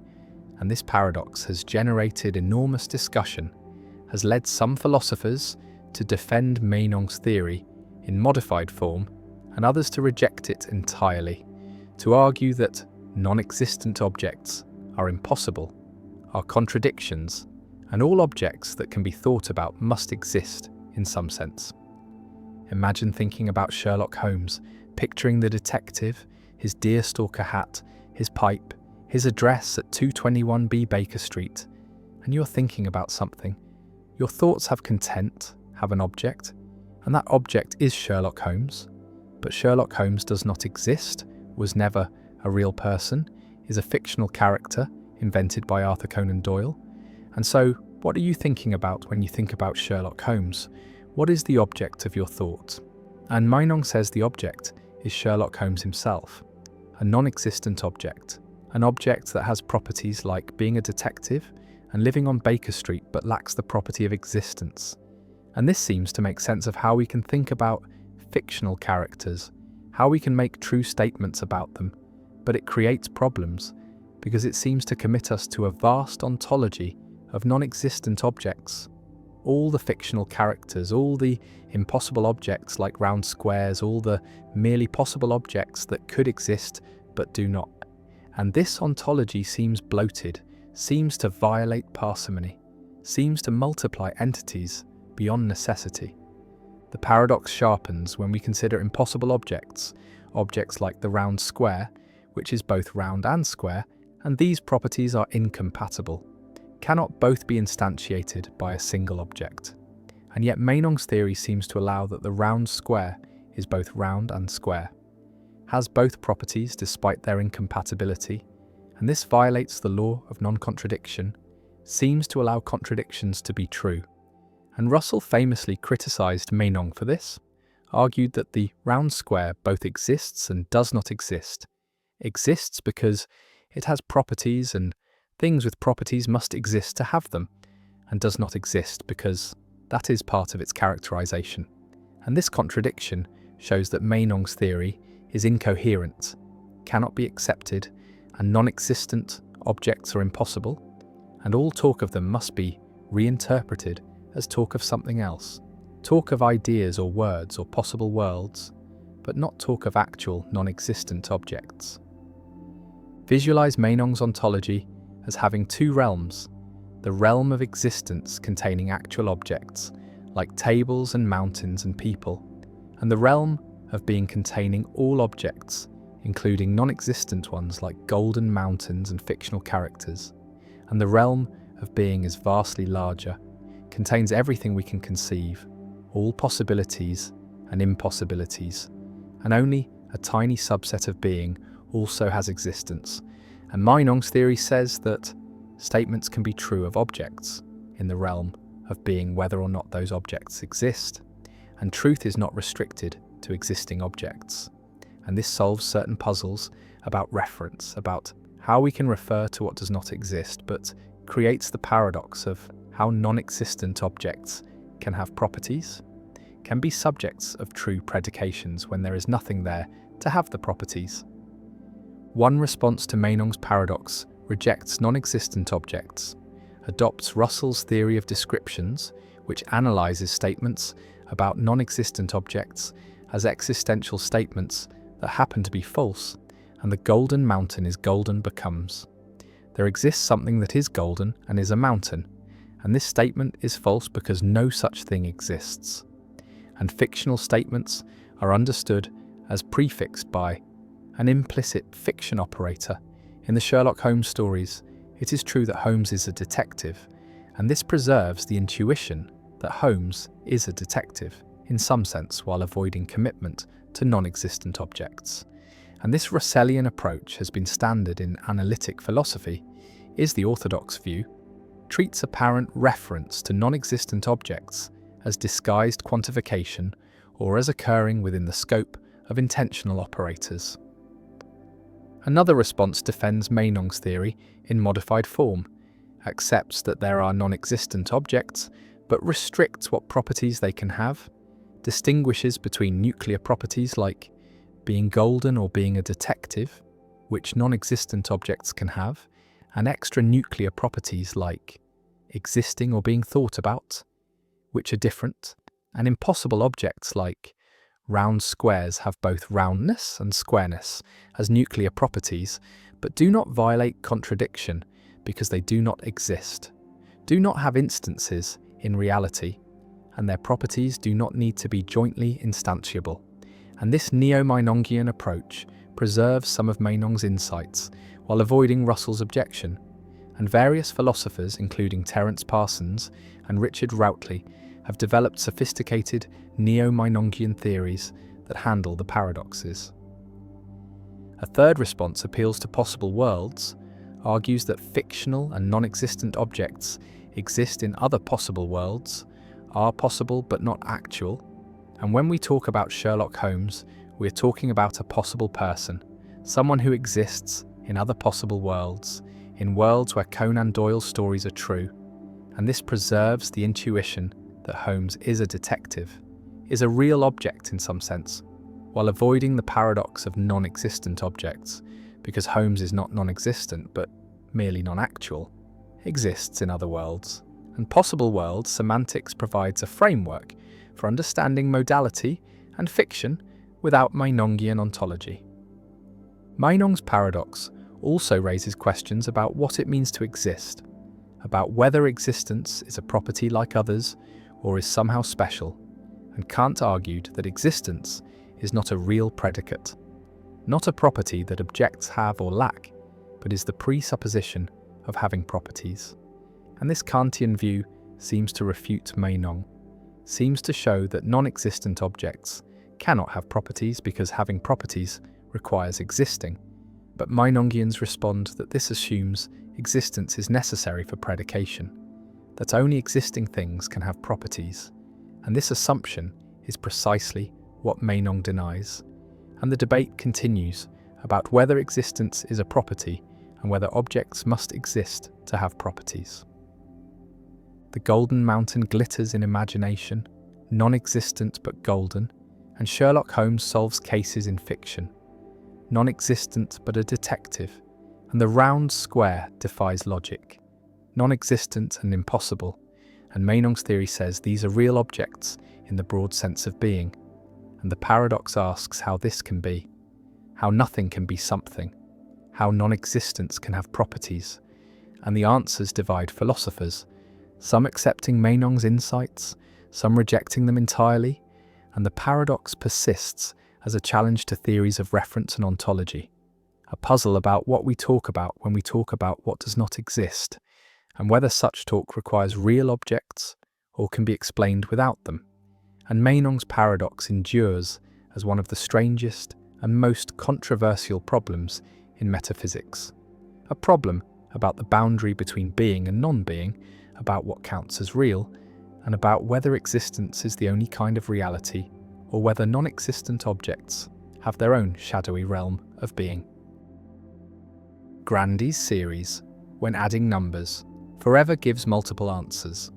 A simple mathematical series begins with 1 minus 1 plus 1 minus 1 plus 1 minus 1, continuing forever without end, alternating between adding 1 and subtracting 1. And the question emerges, what does this infinite sum equal? What value does it approach as more and more terms are added? And the paradox is that different methods of calculation give different answers, each seemingly valid, each following mathematical rules, yet reaching contradictory conclusions. And this is Grandi's series, named after the Italian mathematician Guido Grandi, who studied it in the early 18th century. And the paradox reveals fundamental questions about what it means to sum an infinite sequence, about whether all infinite series have definite values, and about the limits of algebraic manipulation when dealing with infinity.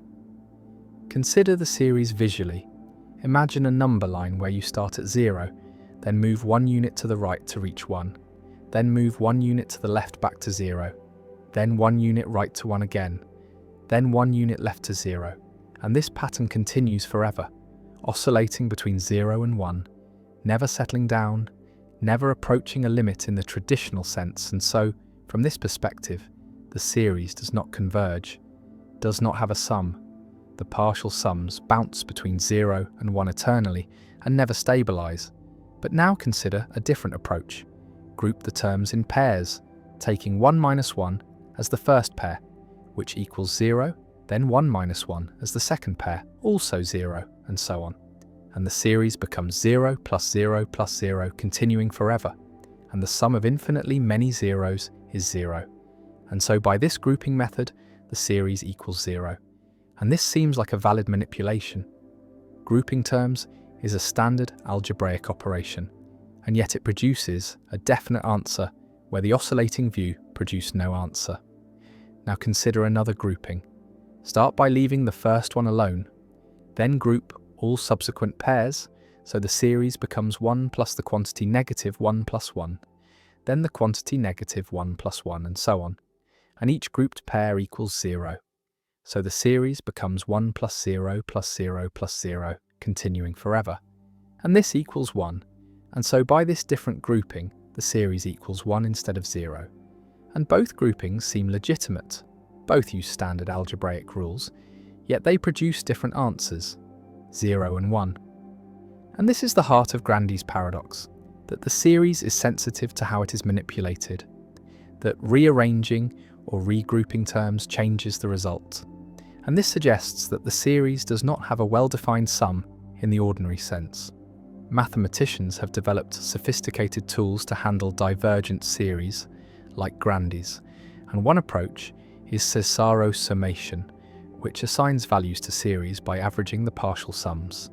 And for Grandi's series, the partial sums are 1, 0, 1, 0, 1, 0, continuing to alternate, and the average of the first n partial sums approaches 1/2 as n grows large, because roughly half the partial sums are 1 and half are 0. And so by Cesaro summation, Grandi's series equals 1/2, and this method produces yet another answer, neither 0 nor 1, but the midpoint between them. And this answer has a certain aesthetic appeal. It represents the average behaviour of the series, the value around which it oscillates, and it can be justified by analogy to functions. If you consider the geometric series 1 minus x plus x squared minus x cubed and so on, which converges to 1 over 1 plus x for absolute value of x less than 1, and you plug in x equals 1, you get 1 over 2. And so in some extended sense, Grandi's series can be said to equal 1/2. The paradox reveals that divergent series do not have sums in the way convergent series do, that assigning values to them requires making choices about what summation method to use, and different methods give different results. And there is no single correct answer, but rather a family of possible values, depending on the context and the techniques employed. And this multiplicity is not a flaw in mathematics, but a feature, a recognition that infinite sums are more subtle than finite sums, that operations that work for finite cases can break down or become ambiguous when extended to infinity. Grandi's series appears in physics and engineering, in Fourier analysis, where oscillating sums arise naturally, in quantum field theory, where divergent series are regularized using techniques similar to Cesaro summation, and in signal processing, where alternating patterns must be analyzed. And in these applications, the choice of summation method is guided by physical considerations, by what gives useful predictions, by what aligns. With experimental results, and the paradox becomes less troubling, less a contradiction, and more a reminder that mathematical tools must be adapted to fit the problem, that formal manipulation must be tempered with judgment about what makes sense in context. The series also appears in philosophical discussions about infinity, about whether infinite processes can be completed, about whether the phrase, sum of infinitely many terms, has a determinate meaning or depends on conventions and choices. And Grandi's series suggests the latter, that infinity introduces ambiguities that finite mathematics avoids, that extending concepts from finite to infinite is not automatic but requires care, requires new definitions, requires acceptance, that some questions have multiple answers or no answer at all depending on how they are framed. Imagine watching someone walk back and forth on a path, taking one step forward, then one step back, then one step forward, then one step back, forever without stopping, and you are asked where they end up, and the answer is that they do not end up anywhere. They continue oscillating. But if you ask where they are on average, you might say they are halfway between the two endpoints. And if you ask where they are after an even number of steps, you say at the start, and after an odd number, you say one step forward, and none of these answers is wrong. Each captures a different aspect of the situation, and Grandy's series is similar. Different questions about the series have different answers, and the paradox arises from expecting a single answer when the situation is inherently ambiguous, when the infinite oscillation resists reduction to a single number. The series continues, 1 minus 1 plus 1 minus 1, terms alternating forever, and the sum is 0 or 1 or 1/2 depending on how you calculate it, depending on what method you use, depending on what question you're really asking. And the paradox endures, a simple series that exposes deep issues about infinity, about summation, about the limits of algebraic manipulation, and about the need for careful definitions when dealing with infinite processes. And Grandy's series remains a teaching tool, a cautionary tale, a reminder that infinity is subtle, that divergent series require special handling, and that mathematics is not just calculation, but interpretation, not just following rules, but understanding when rules apply and when they break down. And the series oscillates, forever unresolved, forever producing different answers, and the paradox persists, elegant and instructive, a monument to the strangeness of infinity and the care required when extending finite concepts to the infinite realm. Frankfurt's counterexamples. When you're responsible.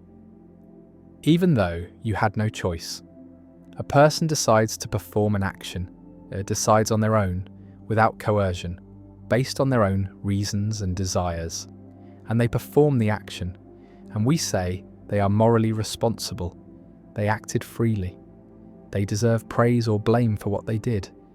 And traditional theories of moral responsibility say that responsibility requires the ability to do otherwise, requires that the person could have chosen differently, that they had genuine alternatives, and this principle, called the principle of alternate possibilities, seems obvious, seems essential to responsibility, because how can you be responsible for an action if you had no choice, if you were forced to do it, if no alternative was possible? And yet philosopher Harry Frankfurt constructed examples that challenge this principle. Examples where a person acts on their own, makes their own decision, but could not have done otherwise, and yet intuitively seems responsible. And these are Frankfurt's counterexamples, thought experiments designed to show that the principle of alternate possibilities is false, that responsibility does not require the ability to do otherwise, that what matters is how you acted, whether the action flowed from your own will, not whether you could have acted differently.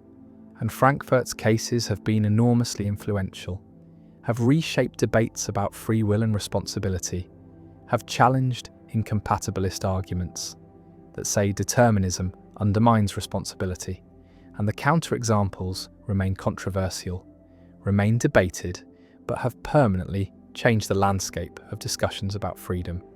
Imagine the example: a person named Jones decides to perform an action, decides to vote for a certain candidate, and Jones makes this decision on his own, based on his own political views, his own deliberation.